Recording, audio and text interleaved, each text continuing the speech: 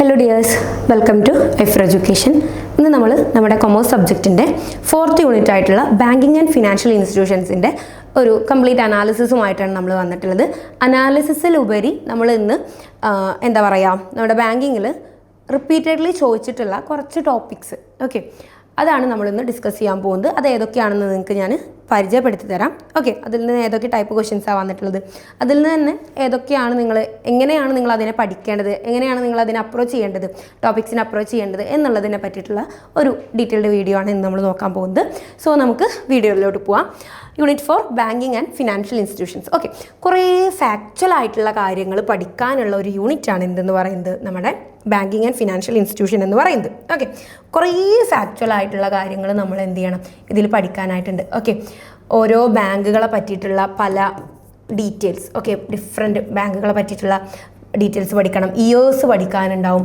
അതുപോലെ തന്നെ പല ഫിനാൻഷ്യൽ ഇൻസ്റ്റിറ്റ്യൂഷൻസിനെ പറ്റിയിട്ടുള്ള ഡീറ്റെയിൽസ് നമ്മൾ പഠിക്കണം, അതിൻ്റെയൊക്കെ ഫീച്ചേഴ്സ് പഠിക്കണം. ഓക്കെ, അതുപോലെ തന്നെ അതിൻ്റെ ഇയേഴ്സ് പഠിക്കണം. ഓക്കെ, അങ്ങനെ കംപ്ലീറ്റ്ലി നമുക്കൊരു ബൈഹാർട്ട് ചെയ്യേണ്ട ഒരുപാട് കാര്യങ്ങൾ ബൈഹാർട്ട് ചെയ്ത് വെക്കേണ്ട ഒരു യൂണിറ്റാണ് ബാങ്കിങ് ആൻഡ് ഫിനാൻഷ്യൽ ഇൻസ്റ്റിറ്റ്യൂഷൻ എന്ന് പറയുന്നത്. ഓക്കെ, അപ്പം ഇതിൽ നിങ്ങൾ പഠിക്കുമ്പോൾ തന്നെ എന്ത് ചെയ്യണം, ഓരോ ബാങ്ക് പഠിക്കുമ്പം ഇന്ന ബാങ്ക് ഇന്ന ഇയറിലാണ് വന്നത്. ഓക്കെ, അതിങ്ങനെ ഒരു ക്രോണോളജി ഓർഡറിൽ തന്നെ പോകാനായിട്ട് നോക്കുക. അതാകുമ്പോൾ നിങ്ങൾക്ക് ആ ഒരു പേരുകൾ മാത്രം ഇങ്ങനെ ഓർഡറിൽ പഠിച്ച് വെച്ചാൽ മതിയാവും. ഓക്കെ, പിന്നെ മാച്ച് ദ ഫോളോയിങ്ങിലേക്ക് എത്തുമ്പം കുറച്ചൊരു ആ ഒരു ഇയർ കറക്റ്റായിട്ട് തന്നെ നോക്കി പോകേണ്ടി വരും. അപ്പോൾ നിങ്ങൾ എന്ത് ചെയ്യുക, അതിന് കോഡ് രൂപത്തിലൊക്കെ കണക്ട് ചെയ്ത് ഓരോ ഇയേഴ്സുമായിട്ട് ഓരോ ബാങ്കിന് കണക്ട് ചെയ്തിട്ടൊക്കെ പഠിക്കാനായിട്ട് നോക്കുക. ഓക്കെ, അപ്പോൾ നിങ്ങൾ പഠിക്കുമ്പോൾ ചെയ്യേണ്ട കാര്യം ഒരു നോട്ട് കീപ്പ് ചെയ്യണം എന്നുള്ളതാണ്. ഓക്കെ, നമ്മളിപ്പം ഇന്ന ബാങ്ക് പഠിക്കുന്നു, ഇന്ന ബാങ്ക് ഈ ഒരു ഇയറിലാണ് എസ്റ്റാബ്ലിഷ് ചെയ്യപ്പെട്ടിട്ടുള്ളത്, അതിനൊരു സെപ്പറേറ്റ് ലിസ്റ്റ് തന്നെ എന്ത് ചെയ്യുക, നിങ്ങൾ കീപ്പ് ചെയ്യാനായിട്ട് നോക്കുക. ഓക്കെ, അങ്ങനെ ബാങ്കിൻ്റെയും അതുപോലെ തന്നെ ഫിനാൻഷ്യൽ ഇൻസ്റ്റിറ്റ്യൂഷൻസിൻ്റെ ഒക്കെ ഒരു ഇയേഴ്സിന് എന്ത് ചെയ്യുക, ഒരു ലിസ്റ്റ് തന്നെ നിങ്ങൾ എന്ത് ചെയ്യണം, കീപ്പ് ചെയ്യാനായിട്ട് നോക്കണം. അങ്ങനെയാകുമ്പോൾ നമുക്ക് എന്ത് ചെയ്യാൻ പറ്റും, ഈ ഫാക്ച്വൽ ആയിട്ടുള്ള കാര്യങ്ങൾ കുറച്ചുകൂടെ എളുപ്പത്തിൽ, ഇയേഴ്സൊക്കെ കുറച്ച് എളുപ്പത്തിൽ പഠിക്കാൻ പറ്റും. അതുപോലെ തന്നെ നിങ്ങൾ ബാക്കിയുള്ള കാര്യങ്ങൾ മൾട്ടിപ്പിൾ ടൈംസ് റിവൈസ് ചെയ്യാനായിട്ട് നോക്കുക. പിന്നെ മൈൻഡ് മാപ്പ് കാര്യങ്ങൾ പോലുള്ളത് കീപ്പ് ചെയ്യാനായിട്ട് നോക്കുക. ഇപ്പോൾ ഇന്ന ബാങ്ക് പഠിക്കുമ്പോൾ ഓക്കെ, ഇപ്പം SBIയുമായിട്ട് റിലേറ്റ് ചെയ്തുള്ള കാര്യങ്ങൾ മൈൻഡ് മാപ്പ് രൂപത്തിൽ എന്ത് ചെയ്യുക, കൊടുക്കാനായിട്ട് നോക്കുക. ഓക്കെ, അപ്പോൾ നമുക്ക് പെട്ടെന്ന് തന്നെ ഇപ്പം ഒരുപാട് തവണ റിവൈസ് ചെയ്യുമ്പോൾ നമുക്കത് ഈ ഒരു സിമ്പിളായിട്ടുള്ള മൈൻഡ് മാപ്പ് വെച്ചിട്ട് നമുക്ക് എന്ത് ചെയ്യാൻ പറ്റും, ഒരുപാട് തവണ ബോറടിക്കാതെ നമുക്ക്, എന്നാൽ എഫേർട്ട്ലെസ് ആയിട്ട് നമുക്ക് എന്ത് ചെയ്യാൻ പറ്റും, നമുക്കത് റിവൈസ് ചെയ്യാനായിട്ട് പറ്റും. സോ അത് നിങ്ങൾ എന്ത് ചെയ്യുക, പ്രത്യേകം ശ്രദ്ധിക്കുക. ഓക്കെ, അപ്പം മൈൻഡ് മാപ്പിംഗ് അതുപോലെ തന്നെ ലിസ്റ്റ് ക്രിയേറ്റ് ചെയ്ത് വെക്കുക. അത്തരം കാര്യങ്ങളിലൂടെയാണ് നമുക്ക് അതുപോലെ തന്നെ ബാങ്കിങ് ആൻഡ് ഫിനാൻഷ്യൽ ഇൻസ്റ്റിറ്റ്യൂഷൻസ് എന്നുള്ളത് ഉള്ള ഒരു ചാപ്റ്റർ നമുക്ക് എളുപ്പത്തിൽ പഠിക്കാനായിട്ട് പറ്റും. ഓക്കെ, ആൻഡ് നമുക്കപ്പം ബാക്കി ഡീറ്റെയിലിംഗ് ആയിട്ടുള്ളതിലോട്ട് പോവാം. Okay, banking and financial institutions. ഇതിൽ നമുക്ക് ഏറ്റവും കൂടുതൽ ചോദ്യം വന്നിട്ടുള്ള, ഏറ്റവും കൂടുതൽ റിപ്പീറ്റ് ചെയ്തിട്ടുള്ള ടോപ്പിക് എന്ന് പറയുന്നത് ഡെവലപ്മെൻറ്റ് ഫിനാൻഷ്യൽ ഇൻസ്റ്റിറ്റ്യൂഷൻ എന്നുള്ള ഈ ഒരു ടോപ്പിക്കാണ്. ഓക്കെ, നമുക്കറിയാം ഒരുപാട് ഡെവലപ്മെൻറ്റൽ ഫിനാൻഷ്യൽ ഇൻസ്റ്റിറ്റ്യൂഷൻസ് ഉണ്ട് അല്ലേ. അപ്പോൾ അതിൽ നമുക്ക് എന്താണ് നമ്മുടെ ഫിനാൻഷ്യൽ ആയിട്ടുള്ള ഒരു ഡെവലപ്മെൻറ്റിന് വേണ്ടിയിട്ടുള്ളതാണ് ഏത്, IFCI, IDBI പോലുള്ളവ. ഇൻഡസ്ട്രിയൽ ആയിട്ടുള്ള ഒരു ഡെവലപ്മെൻറ്റിനുള്ളതാണ്, ഇൻഡസ്ട്രിയൽ ആയിട്ടുള്ള ഒരു ഡെവലപ്മെൻറ്റിന് വേണ്ടിയിട്ടുള്ള ബാങ്കുകളാണ് IFCI, അതുപോലെ IFCI, പിന്നെ നമ്മുടെ IDBI, ഓക്കെ, SIDBI, പിന്നെ ICICI ഒക്കെ. ഇനി നമുക്ക് ഇൻഡസ്ട്രിയൽ ആയിട്ടുള്ളത്, പിന്നെ നമുക്ക് അഗ്രികൾച്ചറൽ. അഗ്രികൾച്ചറിൽ നമുക്ക് ആരാളുള്ളത്, നബാർഡ്. അഗ്രികൾച്ചറിൽ നമുക്ക് നബാർഡാണുള്ളത്. അഗ്രികൾച്ചർ ഡെവലപ്മെൻറ്റിന് വേണ്ടിയിട്ടുള്ള നമ്മുടെ ഫിനാൻഷ്യൽ ഇൻസ്റ്റിറ്റ്യൂഷൻ ആരാണ്, നബാർഡാണ്. പിന്നെ എക്സ്പോർട്ടിങ് ആൻഡ് ഇമ്പോർട്ടിങ്ങിന്, ഇമ്പോർട്ടിങ്ങിന് നമുക്ക് ആരാളുള്ളത്, എക്സിം ബാങ്ക് അല്ലേ, ആരാളുള്ളത്, നമ്മുടെ എക്സിം ബാങ്ക് ഉണ്ട്. പിന്നെ നമുക്ക് ഹൗസിംഗ് ഡെവലപ്മെൻറ്റിന് നമുക്ക് NHB ഉണ്ട്. നാഷണൽ ഹൗസിംഗ് ബാങ്ക് ഉണ്ട്. ഓക്കെ, അപ്പം ഇത്രയും ഇൻസ്റ്റിറ്റ്യൂഷൻസ് നമുക്ക് പഠിക്കാനുണ്ട്. അതുപോലെ തന്നെ ഈ ഇൻഡസ്ട്രിയൽ ഡെവലപ്മെൻറ്റിന് വേണ്ടിയിട്ട് നമുക്ക് SFC ഒക്കെ ഉണ്ട് കേട്ടോ. ഓക്കെ, അപ്പം അതൊക്കെ നിങ്ങൾ എന്ത് ചെയ്യണം, പഠിച്ചു വെക്കണം. അതിൻ്റെ ഒക്കെ ഓരോന്നിൻ്റെയും ഒബ്ജക്റ്റീവ്സ് അതൊക്കെ എസ്റ്റാബ്ലിഷ് ചെയ്ത ഇയർ, ഓക്കെ, അങ്ങനത്തെ കാര്യങ്ങൾ നിങ്ങൾ എന്ത് ചെയ്യണം, അതിൽ പഠിച്ചു വെക്കണം. പിന്നെ അതുപോലെ തന്നെ അതിൻ്റെ ഒക്കെ ഓരോ മൈൽ സ്റ്റോൺസ് ഒക്കെ വരുന്നുണ്ട്, അതൊക്കെ നിങ്ങൾ എന്ത് ചെയ്യണം, കൃത്യമായിട്ട് പഠിച്ചു വെക്കണം.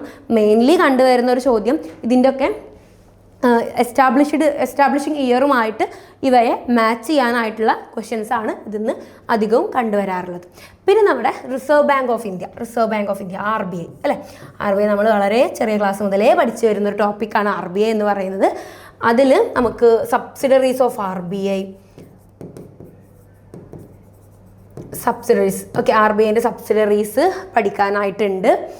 അതുപോലെ തന്നെ നമുക്ക് RBIൻ്റെ ആക്ട്സ് ഉണ്ട്, പല RBI റെഗുലേറ്റിംഗ് ആക്ട്സ് വരുന്നുണ്ട്. ഓക്കെ, സബ്സിഡറീസ് തന്നെ നമുക്കൊരു 5-6 സബ്സിഡറീസിൻ്റെ പേര് നമുക്ക് പഠിക്കാനായിട്ടുണ്ട്. ഓക്കെ, അത് നമ്മൾ പഠിച്ചു വെക്കണം. ഓക്കെ, അതിൻ്റെ ഒക്കെ ഓരോരോ ഫങ്ഷൻസ് പഠിച്ചു വെക്കണം, അതെന്ന് എസ്റ്റാബ്ലിഷ് ചെയ്തു എന്നുള്ളത് നമ്മൾ നോക്കി വെക്കണം. അതുപോലെ തന്നെ RBIൻ്റെ A to Z കാര്യങ്ങൾ നിങ്ങൾ പഠിച്ചു വെക്കാനായിട്ട് നോക്കണം.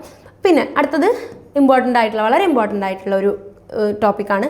ഇതിൽ ബാങ്കിങ്ങിൽ നമുക്ക് ഒരുപാട് കമ്മിറ്റീസ് പഠിക്കാനുണ്ട്. Okay, banking related committees. Okay, അതായത് ഇപ്പം ഏതാണ്, നമുക്ക്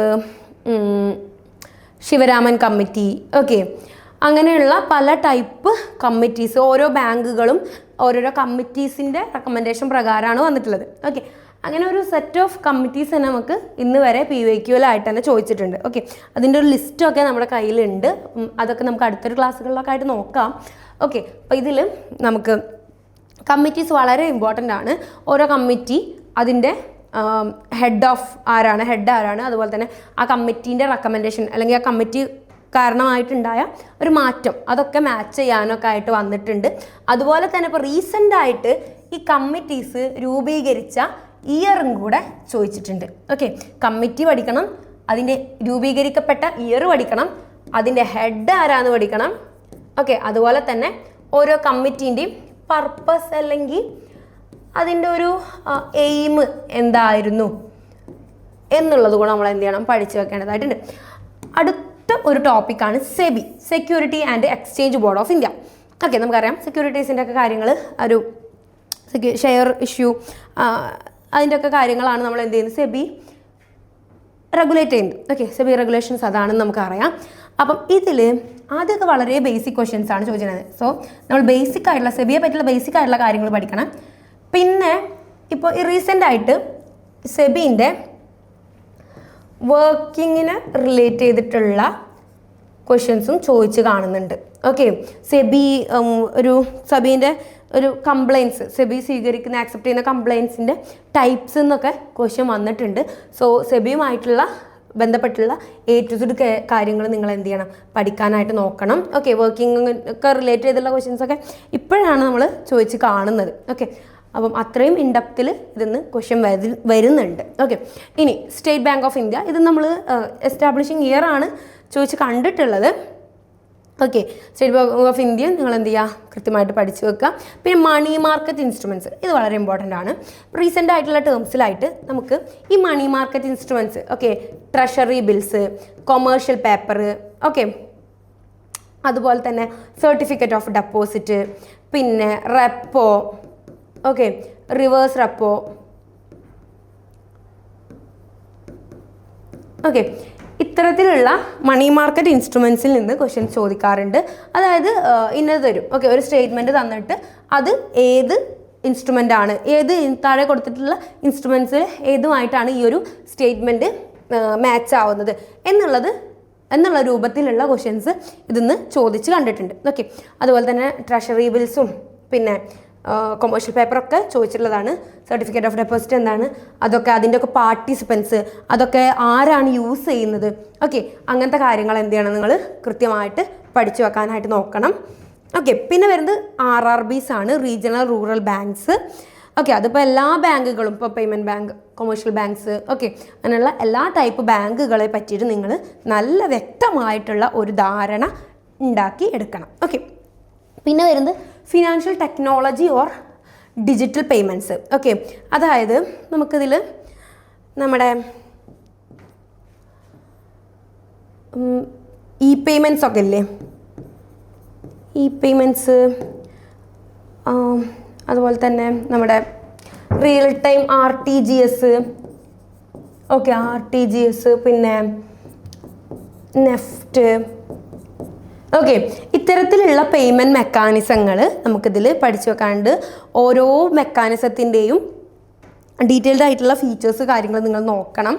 പിന്നെ ATM എന്ന് പറഞ്ഞാൽ ഇത് പഠിക്കാനുണ്ട്, പക്ഷെ അതിന്ന് ഇപ്പം അങ്ങനെ ക്വസ്റ്റ്യൻ കാണാറില്ല. സോ ATM എന്നുള്ളതും കൂടെ നിങ്ങൾ എന്ത് ചെയ്യുക, ഒന്ന് നോട്ട് ചെയ്ത് വെക്കുക.